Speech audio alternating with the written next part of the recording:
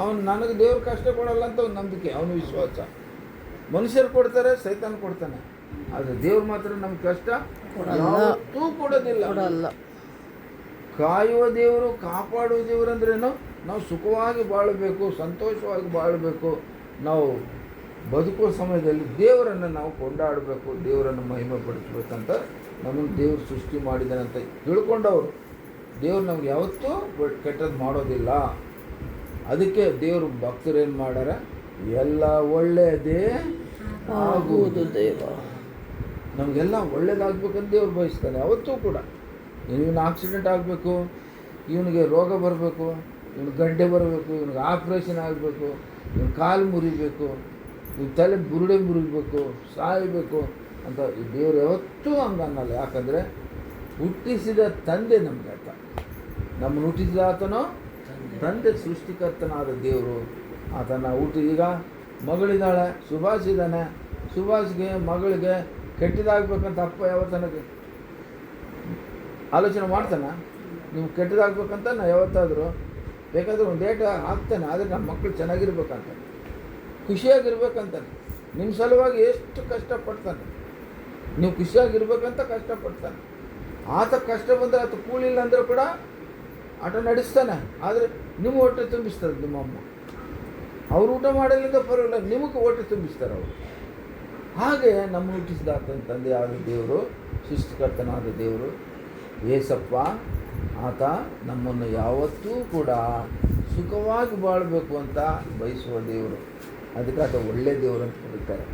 ಏನಂತ ಕರೀತಾರೆ? ಒಳ್ಳೆಯ ದೇವರು. ಒಳ್ಳೆಯದೇ ಮಾಡುವ ಆತನು ಒಳ್ಳೆಯ ದೇವರಾಗಿದ್ದಾನೆ. ಅದಕ್ಕಾಗಿ ಸ್ತೋತ್ರ. ನಾವು ಕೃತಜ್ಞತೆಗಳನ್ನು ಹೇಳಬೇಕು ದೇವ್ರಿಗೆ. ಯಾವತ್ತೂ ಕೂಡ ನಮ್ಗೆ ಒಳ್ಳೇದು ಮಾಡ್ತಾನಂತ ಅದು ನಿನ್ನ ನಂಬಿಕೆ ಆಗಿರಬೇಕು, ಅದು ನಿನ್ನ ವಿಶ್ವಾಸ ಆಗಿರಬೇಕು. ಏನೇ ಮಾಡು, ಯಾರೇ ಹೋಗಿ ನನ್ನ ವಿರುದ್ಧ ಕಂಪ್ಲೇಂಟ್ ಮಾಡಿ ದೇವ್ರಿಗೆ ಕಂಪ್ಲೇಂಟ್ ಮಾಡಿದ್ರೆ ಅಂತ ತಿಳ್ಕೊ, ನಮ್ಮದು ಕೆಟ್ಟವನು ಅಂತ ಯಾರೇ ಹೇಳಿ ದೇವರು ಮಾತ್ರ ತಗೊಳ್ಳೋದಿಲ್ಲ. ಆಮೇಲೆ ದೇವ್ರಿಗೆ ಹೋಗಿ ನೀನು ಕಂಪ್ಲೇಂಟ್ ಮಾಡು ಅಂತ ಯೋಗನಿಗೆ ಹೇಳಿದ್ರೆ ಯೋಗ ತಗೊಳ್ಳೋದಿಲ್ಲ. ದೇವರು ಒಳ್ಳೆಯವನು, ಕಂಪ್ಲೇಂಟ್ ಮಾಡಿ ತಗೊಳ್ಳೋನಲ್ಲ. ಪ್ರಾರ್ಥನೆ ಮಾಡಿದರೆ ತಗೊತಾನೆ, ಕಂಪ್ಲೇಂಟ್ ಮಾಡಿದರೆ ತಗೊಳ್ಳೋದಿಲ್ಲ. ದೇವರು ಒಳ್ಳೆಯ ದೇವರು. ಆ ದೇವ್ರು ನಂಬಿದ ಭಕ್ತನಿತ ಈತನು ಕೂಡ ಭಾಳ ಒಳ್ಳೆಯವನು. ಆತನು ಯಥಾರ್ಥವಂತನೋ, ಆತನೆಂಥವನೋ ಯಥಾರ್ಥವಂತನ, ಸತ್ಯ ಸತ್ಯ ಸತ್ಯ ಸತ್ಯ ಪರವಾಗಿ ಅವನು ಜೀವಿಸುವವನು, ಬದುಕುವವನು ಅಂಥ ಭಕ್ತನು. ಅವನ ಹೆಸರು ಯೋಬನು. ಅವನ ಹೆಸರೇನು? ಯೋಬ. ಅವನ ಹೆಸರು 1ನೇ ಅಧ್ಯಾಯ ತೆಗಿ ಮಗಳೇ, ಯೋಬ 1ನೇ ಅಧ್ಯಾಯ ತೆಗಿ. ಅವನ ಬಗ್ಗೆ ಮಾತಾಡಿ ನಾನು ಮುಗಿಸ್ತೀನಿ. ಕೀರ್ತನೆಗಳಿಗಿಂತ ಮುಂಚೆ ಇರ್ತದೆ ನೋಡಿ. ಯೋಬ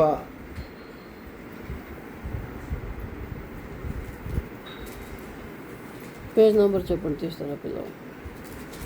పేజ్ నెంబర్ ಇದು ಬೇರೆ ಬೈಬಲ್, ಬೇರೆನಾ? ತೆಗೆದ್ರಾ?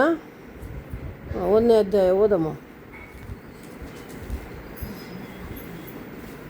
ದೇಶದಲ್ಲಿ ಯೋಬನೆಂಬ ಒಬ್ಬ ಮನುಷ್ಯನಿದ್ದನು. ಅವನು ದೇವರಲ್ಲಿ ಭಯಭಕ್ತವುಳ್ಳವನಾಗಿ ಕೆಟ್ಟದನ್ನು ನಿರಾಕರಿಸುತ್ತಾ ನಿರ್ದೋಷಿಯು ಯಥಾರ್ಥ ಚಿತ್ತನು ಆಗಿದ್ದನು. ಅವನಿಗೆ 7 ಮಂದಿ ಗಂಡು ಮಕ್ಕಳು 3 ಮಂದಿ ಹೆಣ್ಣು ಮಕ್ಕಳು ಇದ್ದರು. ಅವನಿಗೂ 7,000 ಕುರಿಗಳು 3,000 ಒಂಟೆಗಳು. ನೋಡ್ರಿ ಎಷ್ಟು ಆಸ್ತಿ ಆತನಿಗೆ, ದೊಡ್ಡ ಶ್ರೀಮಂತ. 500 ಜೋಡಿ ಎತ್ತುಗಳು, 500 ಹೆಣ್ಣು ಕತ್ತೆಗಳು, ಅನೇಕ ಸೇವಕರು ಕೆಲಸ ಕಾರ್ಯಗಳು ಕೂಲಿಗಳು ಇದ್ದರಿಂದ ಅವನು ಮೂಢನ ದೇಶದವರೆಲ್ಲ ಹೆಚ್ಚು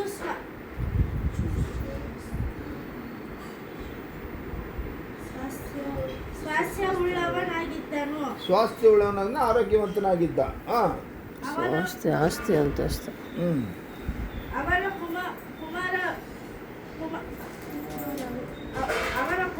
ಕುಮಾರರು ಒಂದೊಂದು ದಿನ ಒಬ್ಬೊಬ್ಬನ ಮನೆಯಲ್ಲಿ ಔತಣವನ್ನು ನಡೆಸುತ್ತಾ ಆ ಭೋಜನಕ್ಕೆ ತಮ್ಮ 3 ಅಕ್ಕ ತಂಗಿಯವರನ್ನ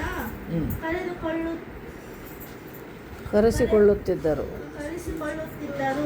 ಹಾಂ ಔತಣ ಸರದಿ ಸರಿ, ಅಲ್ಲಿ ನಿಂತ್ಕೋ. ಮೇಲಿಂದ ಒಂದು ಸರಿ ಮತ್ತೆ ನೋಡ್ಕೊಂತ ಬರೋಣ ವಾಕ್ಯವನ್ನು.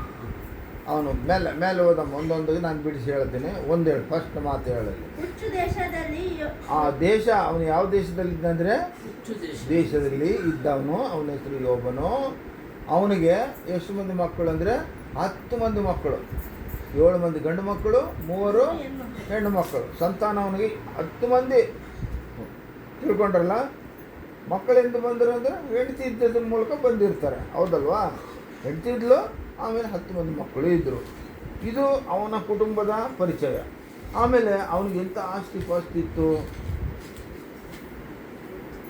ಅವನು ಎಂಥ ಬುದ್ಧಿ. ಫಸ್ಟು 7,000 ಕುರಿಗಳು.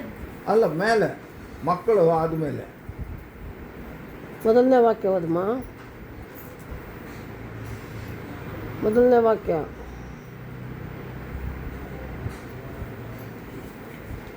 ಯೋಬನಿದ್ದನು, ಅವನು ನೀತಿವಂತನು, ಯಥಾರ್ಥವಂತನು, ಕೆಟ್ಟದ್ದನ್ನು ನಿರಾಕರಿಸುವವನು. ಅದಕ್ಕಿಂತ ಮೇಲೆ ಭಯಭಕ್ತ ಉಳ್ಳವನು. ಅವನು ಭಯ ಇತ್ತು, ದೇವರಂದರೆ ಭಕ್ತಿನೂ ಇತ್ತು. ಹಾಂ ಕೆಟ್ಟದ್ದನ್ನು ನಿರಾಕರಿಸುತ್ತಾ ಕೆಟ್ಟದ್ದನ್ನು ನಿರಾಕರಿಸಿದನು. ಅದು ಕನ್ನಡದಲ್ಲಿ ಕೆಟ್ಟದ್ದನ್ನು ಕೆಟ್ಟದ್ದು ಏನೇ ಬರಲಿ ನಿರಾಕರಿಸುವವನು. ತಗೊಳ್ತಿದ್ದಿಲ್ಲ, ಅದನ್ನು ನಿರಾಕರಿಸ್ತಿದ್ದ, ದೂರ ತಳ್ಳಿಬಿಟ್ಟಿದ್ದ. ಅದೇ ತೆಲುಗಿನಲ್ಲಿ ಏನು ಹೇಳ್ತದೆ ಅಂದರೆ చెడుతనమును ವಿಸರ್ಜಿಸಿನವಾಡು. ನಿರಾಕರಿಸೋದಂದರೆ ತಗೊಳ್ಳೋದೇ ಇಲ್ಲ. ದೇವ್ರ ವಿರುದ್ಧವಾಗಿ ಯಾರಾದ್ರು ಹೇಳಿದ್ರೆ ತಗೊಳ್ಳೋದೇ ಇಲ್ಲ, ಕೆಟ್ಟದ್ದು ಮಾಡೋದಿಲ್ಲ. ಯಾವುದೇ ಕೆಟ್ಟದ್ದು ಬಂದರೆ ತಗೊಳ್ಳೋದಿಲ್ಲ. ಒಂದು ಸಾರಿ ಬಿಟ್ಟರೆ ಮತ್ತೆ ತಗೊಳ್ಳೋದಿಲ್ಲ ನಾವು. ಏನು ಹೇಳು, ಎಂಜಿಲೆ ಥೂ ಅಂತ ಉಗುಳ್ತೀವಲ್ಲ, ಮತ್ತೆ ತಗೋತೀವ. ಹಂಗೆ ನಾವು ಕೆಟ್ಟದ್ದನ್ನು ದೂರ ಮಾಡಿದ್ಮೇಲೆ ಮತ್ತೆ ತಗೋಬಾರ್ದು. ಪಾಪ ಅದು ಗೊತ್ತಾದ ಮೇಲೆ, ಪಾಪವನ್ನು ದೂರ ಮಾಡಿದ ಮೇಲೆ ಮತ್ತೆ ಅದನ್ನು ತಗೋಬಾರ್ದು ನಾವು. ಅಂಥ ಒಂದು ಗುಣ ಇತ್ತು ಅವನು. ಒಳ್ಳೆ ಮನುಷ್ಯ, ಭಾರಿ ಒಳ್ಳೆ ಮನುಷ್ಯ. ನಿರ್ದೋಷಿ, ದೋಷವೇ ಇಲ್ಲ ಅವನಲ್ಲಿ. ದೋಷ ಇಲ್ಲದ ಹಾಗೆ ಜೀವನ ಮಾಡಿದಂಥ ವ್ಯಕ್ತಿ, ದೇವರೆಂದರೆ ಭಯ ಭಕ್ತಿಯಿಂದ ಬದುಕಿದಂಥ ವ್ಯಕ್ತಿ. ಯಥಾರ್ಥ ಚಿತ್ತ. ನಾನು ಹೇಳಿದ್ನಲ್ಲ, ಯಥಾರ್ಥ ಚಿತ್ತ ಅಂದರೆ ಮನಸ್ಸು, ಯಥಾರ್ಥ ಅಂದರೆ ಸತ್ಯದಿಂದ ಕೂಡಿದ್ದು. ಸತ್ಯ, ಧರ್ಮ ಇವೆಲ್ಲ ಕೂಡ. ಇದು ಕರೆಕ್ಟ್ ಅಂದರೆ ಕರೆಕ್ಟು, ತಪ್ಪನ್ನು ತಗೊಂಡು ನಾವು ಸರಿ ಅಂತೀವಿ ಒಂದೊಂದು ಸಾರಿ ಮನುಷ್ಯರು, ಕೆಲವರು. ಹಾಗಲ್ಲ, ಅವನು ಕೆಟ್ಟದಿದ್ರೆ ಕೆಟ್ಟಿದೆ. ಈಗ ದೇವಡಿದಾನೆ, ಏನೋ ಒಂದು ಕೆಟ್ಟದಿರ್ತದೆ. ದೇವಡಿಗೆ ಎಂಥದ್ದಪ್ಪ ಅಂದರೆ ನಾನೇನೋ ಕೆಟ್ಟದ್ದು ತಿಳ್ಕೊತೀನಿ ಅಂದರೆ ಕೆಟ್ಟದಿದ್ರೆ ಒಳ್ಳೇದಂತ ಹೇಳ್ಬಿಡ್ತಾನೆ. ಅಪ್ಪಾಜಿಗೂ ಕೆಟ್ಟವನಾಗಬಾರ್ದು ಅಂತೇಳಿ. ಅಂದರೆ ಸುಳ್ಳಲ್ಲ ಅದು, ಸತ್ಯ. ನಾನು ಏನೇ ತಿಳ್ಕೊಳ್ಳಿ, ನೀನು ಸತ್ಯ ಹೇಳಬೇಕು. ಅಂಥ ಬುದ್ಧಿ ಅವನು. ಕೆಟ್ಟದೆ ಅಂತ ಹೇಳೋನು, ಒಳ್ಳೆಯದೇ ಅಂತ ಹೇಳೋನು, ಸತ್ಯನೇ ಅಂತ ಹೇಳೋನು, ಅಸತ್ಯವನ್ನು ಸುಳ್ಳಂತ ಹೇಳುವಂಥ ಗುಣ ಇತ್ತು ಅವನಿಗೆ. ಯಾರಿಗೆ? ಯೋಬನಿಗೆ. ಯಾರಿಗೆ? ಓದಮ್ಮ. ಅವನಿಗೆ 7 ಮಂದಿ ಗಂಡು ಮಕ್ಕಳು, 3 ಮಂದಿ ಹೆಣ್ಣು ಮಕ್ಕಳು. 7 ಮಂದಿ ಗಂಡು ಮಕ್ಕಳು, 3 ಮಂದಿ. ಒಟ್ಟು ಎಷ್ಟು ಮಂದಿ? ಸುಭಾಷ, ಎಷ್ಟು ಮಂದಿ? 10 ಮಂದಿ. ಮುಂದೆ ಹೋಗಮ್ಮ. ಅವನಿಗೆ 7,000 ಕುರಿಗಳು. ನೋಡಮ್ಮ, 7,000 ಕುರಿಗಳಂತೆ. ಒಂದೊಂದು ಕುರಿ 10,000 ಅಂದರೆ ಎಷ್ಟು ಹೋಯ್ತು? ಇವಾಗ 10,000. ಆಗಿನ ಕಾಲಕ್ಕೆ 7,000 ಕುರಿಗಳು ಅವನ ಹತ್ರ ಇದ್ದಾವಂದರೆ ಶ್ರೀಮಂತ, ದೊಡ್ಡ ಶ್ರೀಮಂತ ಅವನು. 7,000 ಕುರಿಗಳು, 3,000 ಒಂಟೆಗಳು, 3,000 ಒಂಟೆಗಳು, 500 ಜೋಡಿ ಎತ್ತುಗಳು. 500 ಜೋಡಿ ಎತ್ತುಗಳಂತೆ. ಅಂದ್ರೇನು? 1,000 ಆಯ್ತಲ್ಲ, 1,000 ಎತ್ತುಗಳು. 500 ಹೆಣ್ಣು ಕತ್ತೆಗಳು. ಹೆಣ್ಣು ಕತ್ತೆಗಳಂತೆ 500. ಅನೇಕ ಸೇವಕರು ಇದ್ದರಿಂದ. ಅನೇಕ ಸೇವಕರಂತೆ ಕೆಲಸ ಕಾರ್ಯ ಮಾಡೋರು, ಕೂಲಿ ಕೆಲಸ ಮಾಡೋರು ಅವನ ಹತ್ರ. ಅವನು ಮೂಡನ ದೇಶದವರೆಲ್ಲ ಹೆಚ್ಚು ಸ್ವಾಸ್ಥ್ಯ ಉಳ್ಳವನಾಗಿದ್ದನು. ಅವನ ಕುಮಾರರು ಒಂದೊಂದು ದಿನ ಏನಾಯ್ತು ಅಂದರೆ, ಅವನ ಕುಮಾರರು ಅಂದರೆ ಅವನ ಗಂಡು ಮಕ್ಕಳಿದ್ರಲ್ಲ, ಅವರೆಲ್ಲರೂ ಔತಣ ಮಾಡ್ತಿದ್ರು, ಡಿನ್ನರ್ ಮಾಡೋರು, ಡಿನ್ನರ್ಗೆ ಹೋಗೋರು, ಡಿನ್ನರ್ಗೆ ಕರೆಯೋರು, ಡಿನ್ನರ್ ಮಾಡೋರು ಎಲ್ಲರೂ. ಆದರೆ ಈತನಲ್ಲಿ ಒಂದು ಭಯ ಇತ್ತು, ಭಕ್ತಿ ಇತ್ತು. ನನ್ನ ಮಕ್ಕಳು ಏನಾದರೂ ತಪ್ಪು ಮಾಡ್ತಾರೇನೋ, ನನ್ನ ಮಕ್ಕಳು ಏನಾದರೂ ಪಾಪ ಮಾಡ್ತಾರೇನೋ, ನನ್ನ ಮಕ್ಕಳು ಏನಾದರೂ ದೇವರಿಗೆ ವಿರುದ್ಧವಾಗಿ ಹೋಗ್ತಾರೇನೋ. ಅದಕ್ಕಾಗಿ ಇವನೇನು ಮಾಡ್ತಿದ್ದ, ಮಕ್ಕಳ ಸಲುವಾಗಿ ದೇವ್ರ ಹತ್ರ ಯಜ್ಞ ಮಾಡ್ತಿದ್ದ, ಪ್ರಾರ್ಥನೆ ಮಾಡ್ತಿದ್ದ ಮಕ್ಕಳ ಸಲುವಾಗಿ. ದೇವರೇ, ನನ್ನ ಮಕ್ಕಳು ಒಂದು ವೇಳೆ ಕೆಟ್ಟದ್ದು ಮಾಡಿದರೆ ಅವ್ರನ್ನ ಕ್ಷಮಿಸಿಬಿಡಪ್ಪ. ನಾನು ನಿಮ್ಮ ಅದಕ್ಕೆ ಹೇಳೋದು, ನಿಮ್ಮ ಮಕ್ಕಳ ಸಲುವಾಗಿ ಪ್ರಾರ್ಥನೆ ಮಾಡಿರಿ, ನಿಮ್ಮ ಮಕ್ಕಳ ಸಲುವಾಗಿ ಉಪವಾಸ ಇರ್ರಿ, ಮಕ್ಕಳು ದೇವರಲ್ಲಿ ಬೆಳೆಸಿರಿ. ದೇವರಲ್ಲಿ ಬೆಳೆದರೆ ಅವರು ಒಳ್ಳೆಯವರಾಗಿರ್ತಾರೆ, ಅವ್ರಿಗೆ ಯಾವ ಕೆಡುಕು ಆಗೋದಿಲ್ಲ ದೇವರಲ್ಲಿದ್ದರೆ. ಹಲ್ಲೆಲೂಯಾ. ಆ ಥರ ನೀವು ದೇವರಲ್ಲಿ ಮಕ್ಕಳನ್ನು ಬೆಳೆಸಬೇಕು. ಯೋಬನು ಏನು ಮಾಡ್ತಿದ್ದ, ದಿನಾಲು ಮಕ್ಕಳ ಒಬ್ಬೊಬ್ಬರು ಕಂಡುಕೊಂಡು ಅವ್ರೇನು ಮಾಡ್ತಾಯಿದ್ದಾರೆ, ಅವ್ರು ಹೆಂಗೆ ಬದುಕ್ತಾ ಇದ್ದಾರೆ, ದೇವರಲ್ಲಿ ಭಯದಿಂದ ಇದ್ದಾರಾ, ಭಕ್ತಿಯಿಂದ ಇದ್ದಾರಾ ಇಲ್ಲವಾ ಅಂತೇಳಿ ಅವರ ಸಲುವಾಗಿ ಇವನು ಪ್ರಾರ್ಥನೆ ಮಾಡೋನು ದೇವರಲ್ಲಿ. ಇವನು ದೇವರನ್ನು ಬೇಡಿಕೊಳ್ಳೋನು, ದೇವರೇ ನನ್ನ ಮಕ್ಕಳು ಗೊತ್ತಿದ್ದು ಗೊತ್ತಿಲ್ಲದೆ ಏನಾದರೂ ಅವರಿಂದ ಆದರೆ ಅವರನ್ನು ನೀನು ಕ್ಷಮಿಸಿಬಿಡು ತಂದೆ, ಕ್ಷಮಿಸಿಬಿಡು ದೇವ ಅಂತ ಮಕ್ಕಳ ಸಲುವಾಗಿ ಯಾರು ಪ್ರಾರ್ಥನೆ ಮಾಡಬೇಕು? ತಂದೆ ತಾಯಿಗಳು ಮಾಡಬೇಕು, ನೀವುಗಳು ಮಾಡಬೇಕು. ನೀವು ನಿಮ್ಮ ಮಕ್ಕಳ ಸಲುವಾಗಿ ದಿನ ಪ್ರಾರ್ಥನೆ ಮಾಡಬೇಕು. ನಾನಂತೂ ದಿನ ಮಕ್ಕಳು ಹುಟ್ಟಿದಾಗಿಂದ ಇವತ್ತುವರೆಗೂ ದಿನಾಲೂ ಪ್ರಾರ್ಥನೆ ಮಾಡ್ತೀನಿ. ನಮ್ಮ ಹತ್ರ ಇಲ್ಲ, ಮಕ್ಕಳು ದೂರ ಇದ್ದಾರೆ, ಆದರೂ ಸಲ ಅವ್ರ ಸಲುವಾಗಿ ನಾನು ಪ್ರಾರ್ಥನೆ ಮಾಡ್ತೀನಿ, ದೇವರು ಅವ್ರನ್ನ ಕಾಪಾಡಪ್ಪ. ಅವರಷ್ಟೇ ಅಲ್ಲ, ಅವ್ರ ಮಕ್ಕಳನ್ನು ಕೂಡ ಕಾಪಾಡ. ಮಕ್ಕಳು ಮೊಮ್ಮಕ್ಕಳು, ಈಗ ನಿಮಗೆ ಮೊಮ್ಮಕ್ಕಳಿಲ್ಲ, ನಾಳೆ ಮೊಮ್ಮಕ್ಕಳು ಆಗ್ತಾರೆ. ನೀವು ಮಕ್ಕಳು ಮೊಮ್ಮಕ್ಕಳ ಸಲುವಾಗಿ ನೀವು ಪ್ರಾರ್ಥನೆ ಮಾಡಬೇಕು. ಎಲ್ಲೇ ಇರ್ರಿ ಅವರು, ಅವ್ರ ಸಲುವಾಗಿ ನೀವು ಪ್ರಾರ್ಥನೆ ಮಾಡಿದರೆ ದೇವರು ಕಾಯುವಾತನೋ ಕಾಪಾಡುವಾತನೋ, ಕಾಯುವಾತನೋ ಕಾಪಾಡುವಾತನೋ. ಮನುಷ್ಯರು ಯಾರು ಕಾಪಾಡೋದಿಲ್ಲ, ಮನುಷ್ಯರು ಹತ್ರ ಮೂಸಿ ನೋಡೋದಿಲ್ಲ. ನೀನೇನು ಕೊಡ್ತಿ ಅಂದರೆ ಬರ್ತಾರೆ, ಇಸ್ತಾರಂటే ವಸ್ತಾರೆ, ಕೊಡ್ತಾರಂటే ಓಡೋಗ್ತಾರೆ, ಇಸ್ತಾರಂటే ಯಾರ ಮನೆಯಲ್ಲಿ ಜಾಸ್ತಿ ಇರ್ತಾರೆ ಅಂದರೆ ಯಾರು ಪ್ರೀತಿ ತೋರಿಸ್ತಾರೋ ಅವ್ರ ಮನೆಯಲ್ಲಿ ಜಾಸ್ತಿ. ಹೌದಾ? ನಮ್ಮ ಮನೆಯಲ್ಲಿ ಯಾರಿಲ್ಲ ಅಂದರೆ ನಾವು ಪ್ರೀತಿ ತೋರಿಸೋದಿಲ್ಲ. ನೀವೆಲ್ಲ ಪ್ರೀತಿ ತೋರಿಸಿದ್ದಕ್ಕೆ ಬಂದಿದ್ದು, ನೀವೆಲ್ಲ ನಮ್ಮ ಮಕ್ಕಳಲ್ಲ, ನೀವೇ ನಮ್ಮ ಮಕ್ಕಳು, ಆತ್ಮೀಯ ಮಕ್ಕಳೇ ನಮ್ಮ ಮಕ್ಕಳು. ಶರೀರಕ್ಕೆ ಹುಟ್ಟಿದ ಮಕ್ಕಳು ದೂರ ಇದ್ದಾರೆ, ಅವರೆಲ್ಲೇ ಇರಲಿ, ಅವ್ರ ಸಲುವಾಗಿ ನಾವು ಪ್ರಾರ್ಥನೆ ಮಾಡೋಣ. ಅವ್ರು ದೇವರಲ್ಲಿ ಇರಬೇಕು ಅಂತ ನಮ್ಮ ಪ್ರಾರ್ಥನೆ. ಯಾಕಂದರೆ ದೇವರಲ್ಲಿದ್ದರೆ ಅವರು ಒಳ್ಳೆಯವರಾಗಿರ್ತಾರೆ, ಕೆಟ್ಟದನ್ನು ನಿರಾಕರಿಸುವವರಾಗಿರ್ತಾರೆ. ಯೋಬನು ಕೆಟ್ಟದನ್ನು ನಿರಾಕರಿಸಿದ, ಕೆಟ್ಟದ್ದು ಸ್ವೀಕರಿಸಿಲ್ಲ, ನಿರಾಕರಿಸಿ ದೂರ ಮಾಡಿದ. ನಡಿ, ಇದು ಒಳ್ಳೆಯದಲ್ಲ, ಕೆಟ್ಟದ್ದು, ನಡಿ, ಇದು ದೇವ್ರಿಗೆ ವಿರುದ್ಧವಾದದ್ದು, ನಡಿ, ಇದು ಪಾಪ, ಇದು ತರಬೇಡ, ಹೇಳಬೇಡ. ಯಾವಾಗಿಂದಾಗಲೂ ನಿರಾಕರಿಸ್ಬೇಕು. ಮನುಷ್ಯರೇನು ಮಾಡ್ತಾರೆ, ಹೌದಾ ಹಂಗನ ಅವ್ರ ಬಗ್ಗೆ ಯಾರೇ ಚಾಡಿ ಬಂದು ಹೇಳಿದ್ರೆ ತಿಳ್ಕೊಡೋದು. ಇನ್ನೂ ಏನು ಮಾಡ್ತರು, ಇನ್ನೂ ಏನಂದರು ಅವ್ರು, ಇನ್ನೂ ಹೆಂಗೆ ಅವರು, ಇನ್ನೂ ಒಳಗೆ ಹೆಂಗೆ, ಅವ್ರ ಜೋಬಿನಾಗ ಏನೈತೆ, ಅವ್ರ ಮನೆಗೆ ಏನೈತೆ, ಅವ್ರ ಹೃದಯದಲ್ಲಿ ಏನೈತೆ, ಈಗ ಇನ್ನೂ ಹೇಳ್ಕೊಳ್ಳೋರು ಮನುಷ್ಯರು, ಕೆಟ್ಟವರು. ಆ ಥರ ನಾವು ಮಾಡಬೇಕು. ಕೆಟ್ಟದ್ದು ನಿರಾಕರಿಸ್ಬೇಕಂತ. ಯಾರ ಬಗ್ಗೆ ಆದರೂ ಯಾರಾದ್ರ ಬಗ್ಗೆ ಚಾಡಿ ಹೇಳಿದ್ರೆ, ಕೆಟ್ಟದ್ದು ಹೇಳಿದ್ರೆ ನಾವೇನು ಮಾಡಬೇಕು? ನಾವು ಇನ್ನೂ ಕೇಳ್ತೀವಿ, ಹೌದಾ ಅವನ ಹೆಂಡತಿ ಹೆಂಗೆ, ಅವ್ರ ತಂಗಿ ಹೆಂಗೆ, ಅವ್ರ ತಮ್ಮ ಹೆಂಗೆ, ಇನ್ನೂ ತಗೊಳ್ತೀವಿ. ಕೆಟ್ಟದ್ದು ನಿರಾಕರಿಸ್ಬೇಕು. ನೀವು ಯಾರಾದ್ರು ನೀವು ಒಬ್ಬರ ಬಗ್ಗೆ ಹೇಳಕ್ಕೆ ಬಂದರೆ ನಾವು ತಗೊಳ್ಬಾರ್ದು.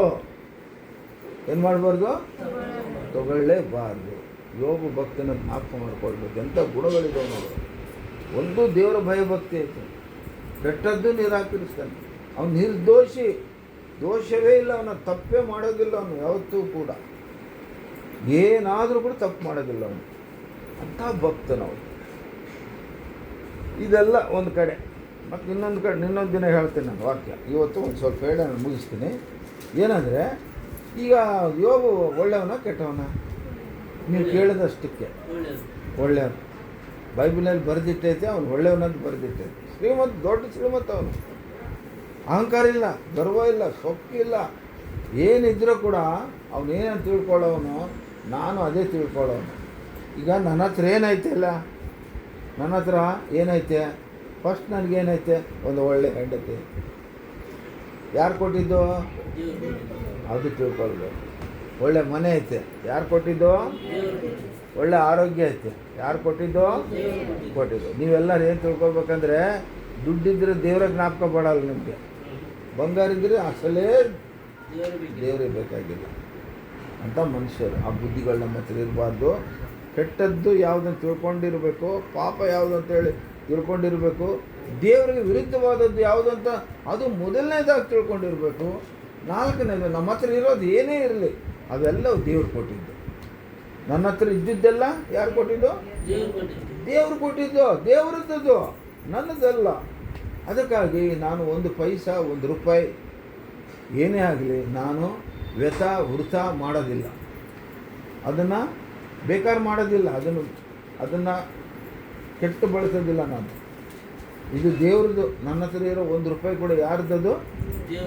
ದೇವರದ್ದು ಅಂತ ನಾನು ಜ್ಞಾಪಕ ಮಾಡ್ಕೊಳ್ತೀನಿ. ದೇವರೇ ನೀನು ಕೊಟ್ಟಿದ್ದೆ ಸ್ವಾಮಿ. ಮಕ್ಕಳು ಯಾರು ಕೊಟ್ಟಿದ್ದು? ದೇವ್ರಿಗೆ ಕೊಟ್ಟಿದ್ದು. ಭಾಳ 10, 20, 30 ವರ್ಷ ಆದರೂ ಕೂಡ ಕೆಲವು ಮಕ್ಕಳಾಗಲ್ಲ. ಅವರಲ್ಲಿ ಭಯಭಕ್ತಿ ಇದೆಯಾ? ಇಲ್ಲ. ಅಂದರೆ ಸಂಪೂರ್ಣ ಇಲ್ಲ. ಏನು ಮಕ್ಕಳು ಬೇಕಾದ್ರೆ ದೇವ್ರು ಕೇಳಬೇಕು, ನನ್ನ ಸಂತಾನ ಭಾಗ್ಯ ಕೊಡಪ್ಪ, ನನಗೆ ಮಕ್ಕಳ ಭಾಗ್ಯ ಕೊಡಪ್ಪ. ಗರ್ಭಫಲವು ಯೆಹೋವ ಕೊಡುವ ಬಹುಮಾನ. ಮಕ್ಕಳು ಬೇಕಂದ್ರೆ ಯಾರು ಕೊಡಬೇಕು?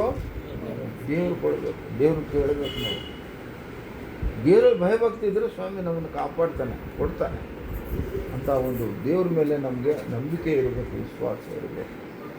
ಈಗ ಯೋಬು ಬದುಕ್ತಾ ಇದ್ದಾನೆ. ಇಂಥ ಸಮಯದಲ್ಲಿ ಏನಾಯಿತು? ಸೈತಾನ ದೇವ್ರ ಹತ್ರ ಹೋಗ್ತಾನೆ. ಸೈತಾನ ಯಾರ ಹತ್ರ ಹೋಗ್ತಾನೆ? ದೇವರೇ ಅಲ್ಲಿ ಒಬ್ಬ ವ್ಯಕ್ತಿ ಇದ್ದಾನೆ, ಭಾಳ ಶ್ರೀಮಂತಿ ಅವನು. ಇಷ್ಟು ದನ ಕರುಗಳಿದ್ದಾವೆ, ಇಷ್ಟು ಪಕ್ಷಿಗಳಿದ್ದಾವೆ, ಇಷ್ಟು ದುಡ್ಡು ಐತೆ, ಇಷ್ಟು ಸಂತಾನ ಐತೆ, ಇಷ್ಟು ಶ್ರೀಮಂತ ಅವನು. ಆದರೆ ಅವನು ಅದೆಲ್ಲ ನೀನು ಕೊಟ್ಟಿದ್ದಲ್ಲ ಅಂತೇಳಿ ಅವನು ತಿಳ್ಕೊಂಡಾನ. ಅವನೇ ಸಂಪಾದಿಸಿದ್ದಾನೆ ಅಂತೇಳಿ ತಿಳ್ಕೊಳ್ತಾನೆ. ಈಗ ನಿಮ್ಮ ಅಪ್ಪಗೆ ಒಂದು 2 ಕಾರು ಬಂತಂತೇಳು, ನಾನು ಸಂಪಾದಿಸಿದ್ದೀನಿ, ನಾನು ಕೂಡಿಟ್ಟಿದ್ದೀನಿ, ನಾನು ಲೋನ್ ಹಾಕಿ ತೊಗೊಂಡಿನಿ ಅಂತ ನಾವು ಹೇಳ್ಕೊತೀವಿ. ಆದರೆ ನಿಜವಾದ ಭಕ್ತರೇ ಅಂತ ತಿಳ್ಕೊತಾರೆ, ಯಾರು ಕೊಟ್ಟಿದ್ದು? ದೇವರು ಕೊಟ್ಟಿದ್ದು. ದೇವ್ರು ಕೊಟ್ಟಿದ್ದಂತ ತಿಳ್ಕೊಳ್ಬೇಕು. ಆವಾಗ ನಿನ್ನ 4 ಕಾಲ ಉಳಿತತೆ, ನಿನ್ನ ಸೊತ್ತು ಸಂಪತ್ತು. ಇಲ್ಲೋದ್ರೆ ಏನಾಗ್ತದೆ ಅಂದರೆ ಸ್ವಲ್ಪ ಕಾಲ ಇರ್ತದೆ, ಹೋಗ್ಬಿಡ್ತದೆ. ಆಸ್ತಿಗಳು ಹೆಂಗಂದರೆ ನಮ್ಗೆ ಗೊತ್ತಿಲ್ದಂಗೆ ಬರ್ತದೆ ಆಸ್ತಿ. ಹೋಗ್ಬೇಕಾದ್ರೆ ನಮ್ಗೆ ಗೊತ್ತಿಲ್ದಂಗೆ ಹೋಗ್ಬಿಡ್ತದೆ. ನಮ್ಮಲ್ಲಿ ಯಾವಾಗ ಅಹಂಕಾರ, ಗರ್ವ, ಸೊಕ್ಕು, ದೇವ್ರಿಗೆ ವಿರುದ್ಧವಾದ ಗುಣಗಳು ನಮ್ಮಲ್ಲಿ ಬರ್ತಾವೋ ನಮ್ಮ ಹತ್ರ ಆಸ್ತಿ ಅಂತಸ್ತು ಇರೋದಿಲ್ಲ, ಹೋಗ್ಬಿಡ್ತದೆ. ಆಗಿರಬಾರ್ದು ನಾವು. ನಮ್ಮ ಆಸ್ತಿ, ನಮ್ಮ ಸೊತ್ತು ಯಾವುದಂದ್ರೆ ನಮ್ಮ ದೇವರೇ. ನಿನಗೆ ಆಸ್ತಿ ಯಾರು? ದೇವರೇ. ನಿನಗೆ ಯಾರು ಆಸ್ತಿ? ಯಾರು ನಿನಗೆ? ದೇವರು. ನಿನಗಪ್ಪ ದೇವರು. ನಿನ್ನ ಶಕ್ತಿ, ನಿನ್ನ ಆರೋಗ್ಯ ಯಾರು ಕೊಟ್ಟಿದ್ದು? ದೇವ್ರು ಕೊಟ್ಟಿದ್ದು. ಅದೇ ನಮ್ಮ ಸೊತ್ತು, ನಮ್ಮ ಆಸ್ತಿ. ಏನಂತಾರೆ? ಆರೋಗ್ಯವೇ ಮಹಾ ಭಾಗ್ಯ. ಭಾಗ್ಯ ಅಂದರೆ ಆಸ್ತಿ. ಕೆಲವು ತಿಳ್ಕೊಂಡ್ರೆ ದುಡ್ಡಿದ್ರೆ ಆಸ್ತಿ ಅಂತೇಳಿ. ಆದರೆ ರೋಗಗಳು ಬಂದು ನೆರಳ್ತಿರ್ತಾರೆ. ಒಂದು 10 ಅನ್ನ ತಿನ್ನೋಂಗಿಲ್ಲ, ಒಂದು ತುತ್ತು ನೀರು ಕುಡಿಯೋಂಗಿಲ್ಲ, ಒಂದು ಸ್ವೀಟ್ ತಿನ್ನೋಂಗಿಲ್ಲ, ಏನೋ ರೋಗಗಳು. ಆಸ್ತಿ ಬೇಕಾದಂಗೆ ಇರ್ತದೆ, ಅನುಭವಿಸೋಕ್ಕಿಲ್ಲ. ಅನುಭವಿಸ್ಬೇಕು, ನಾನು ಆರೋಗ್ಯವಂತನಾಗಿರ್ಬೇಕು, ತಿಂದಿದ್ದು ಜೀರ್ಣ ಆಗಬೇಕು, ಮಾಡಿಕೊಂಡು ನೀದ ಬರಬೇಕು ಅಂದರೆ ಇವೆಲ್ಲ ಯಾರು ಕೊಡೋದು? ದೇವ್ರು ಕೊಡೋದು. ಅದು ಈ ಸತ್ಯ, ಈ ಸೂತ್ರ ಗೊತ್ತಿಲ್ಲ ಭಾಳ ಮಂದಿಗೆ. ಹಾಗೆ ಆರೋಗ್ಯವೇ ಮಹಾಭಾಗ್ಯ ಅಂದರೆ ಆರೋಗ್ಯ ಕೊಡುವಾತನ ಯಾರು? ದೇವರು. ಆರೋಗ್ಯ ಕೊಟ್ಟರೆ ನೀನು ಅದು ಆಸ್ತಿ ಇದ್ದಂಗೆ. ಆರೋಗ್ಯ ಕೊಟ್ಟು ಆಸ್ತಿ ಇದ್ದು ನೀನು ಅನಾರೋಗ್ಯ ಇದ್ದರೆ ಅದು ಭಾಗ್ಯ ಅಲ್ಲ, ಅದು ದುಃಖ. ಆ ಬದುಕೆ ಬೇಡ ಅಲ್ವಾ? ಹಾಗಾಗಿ ಮನುಷ್ಯನಿಗೆ ಆರೋಗ್ಯ ಕೊಡುವಾತನು ಆತನೇ, ಭಾಗ್ಯ ಕೊಡುವಾತನು ಆತನೇ. ಇಂಥ ದೇವ್ರ ಹತ್ರ ಹೋಗಿ ಈ ಯೋಬನ ಬಗ್ಗೆ ಆ ಸಾತಾನ ಮಾತಾಡ್ತದೆ. ಸೈತಾನ ಎಲ್ಲಿಂದ ಬಂದಿ ಅಂದರೆ ಭೂಲೋಕೆಲ್ಲ ನಾನು ಆ ಕಡೆ ಈ ಕಡೆ ತಿರುಗಾಡ್ಕೊಂಡು ಎಲ್ಲರೂ ನೋಡ್ಕೊಂಡು ಮಾಡಿಕೊಂಡು ಬಂದೀನಿ ಸ್ವಾಮಿ. ಏನು ಭೂಲೋಕ ವಿಷಯ, ಭೂಲೋಕದಲ್ಲಿ ಏನು ನಡೀತದೆ ದೇವ್ರು ಕೇಳಿದಾಗ ಹೇಳ್ತಾನೆ. ಅಲ್ಲೊಬ್ಬನು ಯೋಗನಂತಿದ್ದಾನೆ, ಅವನು ಸುಮ್ಮನೆ ನಿನ್ನ ಹೆಸರಿಗೆ ದೇವ್ರು ಅಂತಾನೆ, ಆದರೆ ನಿಜವಾಗಿ ಭಕ್ತಿ ಇಲ್ಲ ಅವನಿಗೆ ಅಂತ ಹೇಳ್ತಾನೆ. ದೇವ್ರ ಹತ್ರ ದೇವ್ರೇನು ಹೇಳ್ತಾನೆ, ಹಂಗಲ್ಲ, ನನ್ನ ಭಕ್ತನ ಬಗ್ಗೆ ನನಗೆ ಚೆನ್ನಾಗಿ ಗೊತ್ತು, ಯೋಗ ಎಂಥವ್ ನನಗೆ ಚೆನ್ನಾಗಿ ಗೊತ್ತು, ನೀನು ಹೇಳಿದೆ ಇಲ್ಲ ದೇವ್ರೆ, ನೀನು ಬೇಕಾರೆ ಮತ್ತು ನನಗೆ ಹೇಳು. ದೇವ್ರ ಹತ್ರ ಸವಾಲಾಗ್ತಾನೆ, ಚಾಲೆಂಜ್ ಮಾಡ್ತಾನೆ ಅವನು. ನೀನು ಹೇಳು ಮತ್ತೆ ನಾನು ಅವನಿಗೆ ಕಷ್ಟ ಕೊಡ್ತೀನಿ, ನಿನ್ನ ಬೈಯಂಗೆ ಮಾಡ್ತೀನಿ. ಯಾರನ್ನು ಬೈಬೇಕೀಗ? ದೇವ್ರನ್ನ ಬೈತಾನೆ ಅವನು. ಇವನು ಕಷ್ಟ ಕೊಟ್ಟರೆ ನಿಜವಾದ ಭಕ್ತ ಇಲ್ಲ ಅಂದರೆ ಅವನು ದೇವ್ರು ಬೈತಾನೆ. ಅವನು ನಿಜವಾದ ಭಕ್ತನಾದರೆ, ಭಯದಿಂದ ಭಕ್ತಿಯಿಂದ ಬಾಳೋನಾದರೆ, ದೇವರ ಮೇಲೆ ನಂಬಿಕೆ ವಿಶ್ವಾಸಗಳನ್ನು ಇಟ್ಕೊಂಡು ಬದುಕುವವನು ಆದರೆ, ಯಾರು ಏನು ಹೇಳಿದ್ರು ದೇವ್ರ ಬಗ್ಗೆ ಅವನು ಸ್ವೀಕರಿಸುವುದಿಲ್ಲ, ಅವನು ನಿರಾಕರಿಸ್ತಾನೆ. ಕೆಟ್ಟದ್ದಂದ್ರೆ ದೇವ್ರ ವಿರುದ್ಧ ಮಾತಾಡೋದು ಕೆಟ್ಟದ್ದು. ದೇವ್ರೀಗ ನಾನು ಬಂದು ನಿಮ್ಗೆ ಕೆಟ್ಟದ್ದು ವಾಕ್ಯ ಹೇಳಿದ್ರೆ ದೇವ್ರು ಒಳ್ಳೆಯವನ, ಈ ದೇವ್ರಿಗೆ ಒಳ್ಳೆಯವನು, ಸ್ವಲ್ಪ ಒಳ್ಳೆಯವನಲ್ಲ ಅಂತ ಹೇಳಿದ್ರೆ ನೀವೇನು ಮಾಡಬೇಕು? ನಿರಾಕರಿಸ್ಬೇಕು. ಯಾರು ಹೇಳಿದ್ರು ಏಸಪ್ಪ ಒಳ್ಳೆಯವನೇ, ಏಸಪ್ಪ ಒಳ್ಳೆಯವನೇ ಅನ್ಬೇಕು. ಯಾರಾದರೂ ದೇವ್ರ ಬಗ್ಗೆ ವಿರುದ್ಧ ಮಾಡಿದರೂ ಕೂಡ ಅದನ್ನು ಸ್ವೀಕಾರ ಮಾಡೋದಿಲ್ಲ, ಅದನ್ನು ಒಪ್ಕೊಳ್ಳೋದಿಲ್ಲ. ದೇವ್ರ ಬಗ್ಗೆ ಯಾರಾಗಲೂ ಕೆಟ್ಟದ್ದು ಮಾತಾಡಬಾರ್ದು, ದೇವ್ರ ಬಗ್ಗೆ ಯಾರಾದರೂ ಕೂಡ ಭಯಭಕ್ತಿಯಿಂದ ಇಲ್ಲದಾಗೆ ಇರಬಾರದು ಅಂತ ಅವನು ಗುಣ, ಒಂದು ಒಳ್ಳೆ ಗುಣ. ಆ ಸಾತಾನು ಬಂದು ಭೂಲೋಕೆಲ್ಲ ಸಂಚರಿಸ್ಕೊಂಡು ತಿರುಗಾಡ್ಕೊಂಡು ಬಂದೀನಿ. ಆದರೆ ಒಬ್ಬ ಭಕ್ತ ಇದ್ದಾನೆ, ಅವನು ಸುಮ್ಮನೆ ಹೆಸರಿಗೆ ಭಕ್ತನೋ, ಅವನೇನಾದರೂ ನಾವು ಕಷ್ಟ ಕೊಟ್ಟರೆ ಅವ್ನು ನಿನ್ನ ಬೈತಾನ. ಯಾರು ಕಷ್ಟವೇ ಎಲ್ಲಿದ್ದಾನೆ ದೇವ್ರ ನಡೆ ಅಂತೀವಿ ನಾವು. ಹಂಗೆ ಅವನು ಕೂಡ ಅಂತ ದೇವ್ರು ಒಪ್ಪೋದಿಲ್ಲ ಮಾತು. ಯಾವ ನಿಜವಾದ ಭಕ್ತನಪ್ಪ, ಏನು ಮಾಡಿದ್ರು ಕೂಡ ಅವನು ನಾವು ತಿರಸ್ಕಾರ ಮಾಡೋದಿಲ್ಲ. ನನ್ನ ಮೇಲೆ ಅಷ್ಟು ಪ್ರೀತಿ, ನನ್ನ ಮೇಲೆ ಅಷ್ಟು ಭಕ್ತಿ, ನನ್ನ ಮೇಲೆ ಅಷ್ಟು ಭಯ. ಭಕ್ತಿ ಅಂದರೆ ದೇವ್ರ ಮೇಲೆ ಪ್ರೀತಿ, ಭಯ ಅಂದರೆ ನಾವು ತಪ್ಪು ಮಾಡಿದರೆ, ಅಪರಾಧ ಮಾಡಿದರೆ, ನಾವು ಪಾಪ ಮಾಡಿದರೆ ಅದಕ್ಕೆ ಶಿಕ್ಷೆ ಬರ್ತದನ್ನೋ ಭಯ ಇರಬೇಕು. ಅದು ಭಯ. ಅಂಥ ಭಯ ಭಕ್ತಿಯುಳ್ಳ ವ್ಯಕ್ತಿ ನಾವಾಗಿರಬೇಕು. ದೇವ್ರ ವಿರುದ್ಧವಾಗಿ ಮಾತಾಡಿದರೆ ನಾವು ಸ್ವೀಕರಿಸಬಾರ್ದು, ಕೆಟ್ಟದ್ದು ಯಾರನ್ನು ಮಾತಾಡಿದರೆ ನಾವು ಸ್ವೀಕರಿಸಬಾರ್ದು. ದೇವ್ರ ಹತ್ರ ಚಾಲೆಂಜ್ ಮಾಡ್ತಾನೆ, ನಿನ್ನ ಅನುಮತಿ ಕೊಡು, ನನ್ನ ಪರ್ಮಿಷನ್ ಕೊಡು, ನಾವು ಕಾಡಿಸ್ತೀನಿ, ಅವನಿಗೆ ಕಷ್ಟ ಕೊಡ್ತೀನಿ, ಅವನಿಗೆ ನೋಡು ಬೇಕಾದ್ರೆ ಅವನ್ನ ನಿನ್ನ ಹೆಂಗೆ ಬೈತಾನೆ ನೋಡು ಅಂತ. ದೇವ್ರು ಹೇಳ್ತಾನೆ, ನೀನೇನು ಬೇಕಾದ್ದು ಮಾಡು, ಆದರೆ ನನ್ನ ಮಾತ್ರ ಅವ್ನು ಬಯೋದಿಲ್ಲ. ಒಂದು ಅವ್ನು ಕಷ್ಟ ಕೊಡೋದಾದ್ರೆ ಏನಾದರೂ ಕಷ್ಟ ಕೊಡು, ನೀನು ಪ್ರಾಣಕ್ಕೆ ಅಪಾಯ ಮಾತ್ರ ಮಾಡಬೇಡ, ಪ್ರಾಣ ತೆಗೆಯೋ ಕೆಲಸ ಮಾಡಬೇಡ, ಪ್ರಾಣಕ್ಕೆ ವಿರುದ್ಧವಾದ ಕೆಲಸ ಮಾಡಬೇಡ, ಆದರೆ ಕಷ್ಟಗಳು ಕೊಡು ಅಂದಾಗ ಅವನು ದೇವರಿಂದ ಮತ್ತೆ ಭೂಲೋಕಕ್ಕೆ ಬಂದುಬಿಡ್ತಾನೆ. ಬಂದು ಇವನಿಗೆ ಕಾಡಿಸ್ತಾನೆ, ಈಗ ಕಷ್ಟ ಕೊಡ್ತಾನೆ.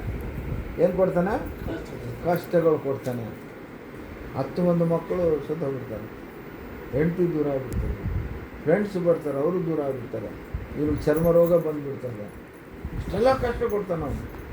ದೇವ್ರ ಹೆಂಡ್ತಿ ಬಂದು ಕೇಳ್ತಾಳೆ, ಎಲ್ಲಿ ದೇವ್ರಿದ್ದಾನೆ, ಈ ರೋಗನೇನು ಬಂದು ಚರ್ಮ ಮೈಯೆಲ್ಲ ಒಳ್ಳಾಡ್ತಾನೆ, ಕತ್ತಿಗಳು ಒಳ್ಳಾಡ್ತಾವಲ್ಲ ಹಂಗೆ ಒಳ್ಳಾಡ್ತಾನೆ.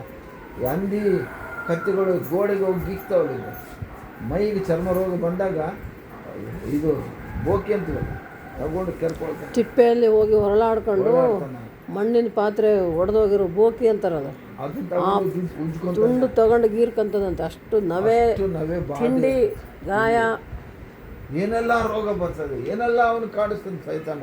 ಆದರೆ ದೇವ್ರ ಮಾತ್ರ ಪ್ರಾರ್ಥನೆ ಮಾಡೋದು ಬಿಡಲ್ಲ, ಪ್ರಾರ್ಥನೆ ಮಾಡೋದು ಅಷ್ಟು ಮಾಡಿದ್ರು ಕೂಡ ತನಗಾಗಿ ಏನು ಹೇಳ್ತಾಳೆ, ಎಲ್ಲಿದ್ದಾರೆ ನಿನ್ನ ದೇವರು, ಒಂದು ಸ್ವಲ್ಪ ಬೈದು ಬಿಡೋದನ್ನ, ಯಾಕೆ ಹಿಂಗೆ ಇಷ್ಟು ಕೊಟ್ಟಾನಂದ್ರೆ, 3 ಕಳ್ತಾನೆ ನೀನು ಮಾತಾಡಬೇಡ ಅಂತ. ದೇವ್ರನ್ನ ಯಾವತ್ತು ಕೆಟ್ಟದಾಗಿ ತಗೊಳ್ಬಾರ್ದು. ಆಸ್ತಿ ಅಂತಸ್ತು ಮಕ್ಕಳೆಲ್ಲ ಹೋದರೂ ಕೂಡ ಏನೇ ಆಗಲಿ ಏನೇ ಹೋಗಲಿ, ದೇವರು ಮಾತ್ರ ಎಂದಿಗೂ ನಮಗೆ ಕಷ್ಟ ಕೊಡೋನಲ್ಲ, ನಮಗೆ ಒಳ್ಳೆಯದೇ ಮಾಡುವಂಥ ದೇವರು. ಏನೇ ನಮ್ಮ ಕೆಟ್ಟದಾಗಿದಾಗ ದೇವ್ರ ದೂಷಣೆ ಮಾಡಬಾರ್ದು. ನಾವು ಏನೇ ಕೆಟ್ಟದ್ದು ಆದಾಗ ದೇವರನ್ನು ನಾವು ಬೈಬಾರ್ದು.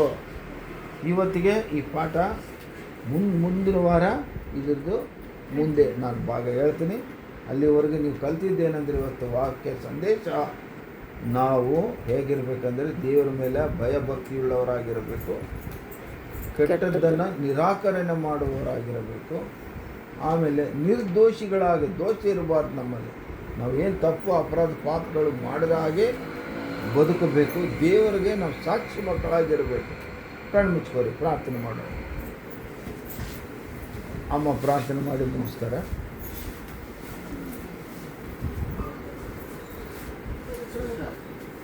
ಪ್ರಾರ್ಥನೆ ಮಾಡಿಕೊಳ್ಳೋಣ. Hallelujah, hallelujah, hallelujah.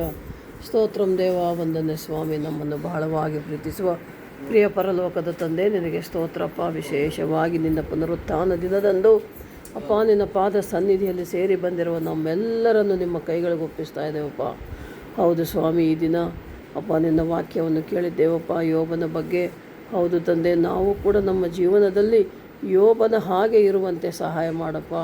ಯೋಬನ ಹಾಗೆ ತಂದೆ ದೇವ, ನಿರ್ದೋಷಿಯಾಗಿ, ಭಯಭಕ್ತಿ ಉಳ್ಳವನಾಗಿ, ಕೆಟ್ಟದ್ದನ್ನು ನಿರಾಕರಿಸುವವರಾಗಿ ನಾವಿರುವಂತೆ ಸಹಾಯ ಮಾಡು ಅಪ್ಪ. ಎಷ್ಟೇ ಶೋಧನೆಗಳು ಬಂದರೂ, ಕಷ್ಟಗಳು, ನಷ್ಟಗಳು, ರೋಗಗಳು, ಬಾಧೆಗಳು, ಚಿಂತೆಗಳು ಏನೇ ಬಂದರೂ ಕೂಡ ಅಪ್ಪ ಏಸಪ್ಪ, ನಿನ್ನನ್ನು ಬಿಡಲಾರದಂತೆ ನಿನ್ನಲ್ಲಿ ನಂಬಿಕೆಯಿಂದ ಪ್ರಾರ್ಥಿಸಿಕೊಂಡಿರುವಂತೆ ಸಹಾಯ ಮಾಡಪ್ಪ ತಂದೆ ದೇವ. ನಿನಗೆ ಸ್ತೋತ್ರ.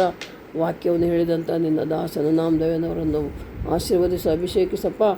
ಇನ್ನೂ ಕೂಡ ಆಯುಷ್ಯ, ಆರೋಗ್ಯ, ಬಲ ಕೊಟ್ಟು ಆತ್ಮದೇವ, ಪರಿಶುದ್ಧಾತ್ಮದೇವ ನಿನ್ನ ಕೃಪೆಯಿಂದ ತುಂಬಿಸಿ ನಡೆಸಿ, ಇನ್ನೂ ಕೂಡ ಮುಂದಿನ ಜೀವಮಾನದಲ್ಲಿ ಹೆಚ್ಚೆಚ್ಚಾಗಿ ನಿನ್ನ ಸೇವೆಯಲ್ಲಿ ನಿನ್ನ ದಾಸನನ್ನು ನೀನು ಉಪಯೋಗಿಸಿಕೊಳ್ಳಬೇಕೆಂಬುದಾಗಿ ಪ್ರಾರ್ಥಿಸ್ತಾ ಇದ್ದೇನಪ್ಪ ತಂದೆ ದೇವ. ಆಶೀರ್ವದಿಸು.